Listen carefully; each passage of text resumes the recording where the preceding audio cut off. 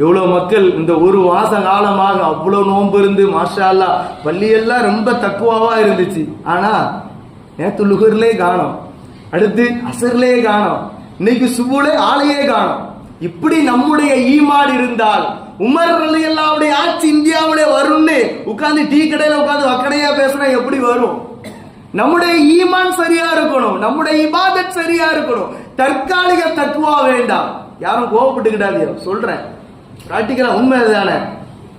நாங்கெல்லாம் அஜர்த்துமார்கள் நோம்பு முடிச்சு போன எழுதி போடலாம் ஆசை. காணாமல் போனவர்கள் பற்றி அறிவிப்பு.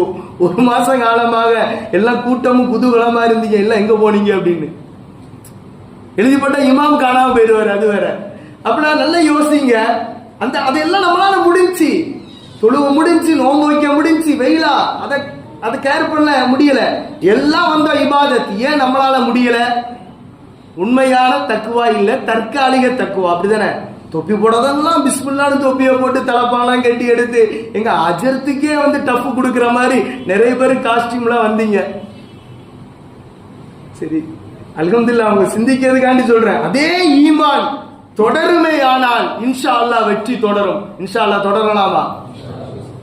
அப்படி அல்லாஹ் எல்லா ரமலானுக்கு வெற்றி தொடரும். இன்ஷா அல்லாஹ் தொடரலாமா? அப்படி அல்லாஹ் எல்லா ரமலானுக்கு பிறகு மக்களுக்கு, சமுதாயத்திற்கு வெற்றியை தந்தான். எல்லா விதத்திலும் வெற்றியை தந்தான். இந்திய தேசத்திலும் கூட வெற்றியை தந்தான்.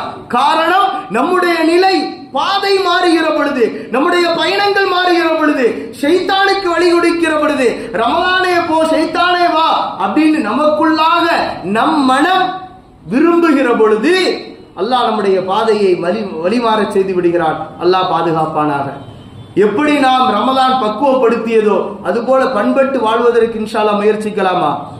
எல்லாம் அல்ல அல்லாஹ் நமக்கு தௌஃபீக் செய்வானாக. எல்லா ரமலானுக்கு பிறகு வெற்றியை தந்த அல்லாஹ் நம்முடைய நாட்டில் நாம் சந்திக்கவிருக்கிற முக்கியமான உன்னதமான ஜனநாயக கடமை மாத்திரமல்ல, இது இஸ்லாத்தின் கடமையும் கூட. நீங்க ஓட்டு போடுறதுங்கிறது முக்கிய கடமை. அல்லாஹ் கேட்கிறான், உங்களை ஒரு ஜனநாயக நாட்டில் வாழ வைத்தேன், அந்த குடியுரிமைக்கு கீழாக நீ வாழ்ந்தாய், உன்னுடைய கடமையை நிறைவேற்றினாய். அல்லாஹ் கேட்கிறான், கேட்பான் கண்டிப்பா. ஆனா அது முக்கியமான ஒரு விஷயம். நாம் யாருக்கு வாக்களிக்க வேண்டும் என்பதை விட யாருக்கு வாக்களிக்க கூடாது என்பதிலே நீங்கள் கவனமாக இருந்து விடுங்கள். எல்லாம் தெளிவா வெளிப்படையாக சொல்ல விரும்பல, நாசுக்கா சொன்னா உங்களுக்கு புரியும். எல்லாம் அல்ல அல்லாஹ் நம்முடைய தேசத்தை ஒற்றுமைப்படுத்தி வலிமைப்படுத்தி வலிமையான இந்தியாவாக அல்லாஹ் உருவாக்குவானாக. நாம்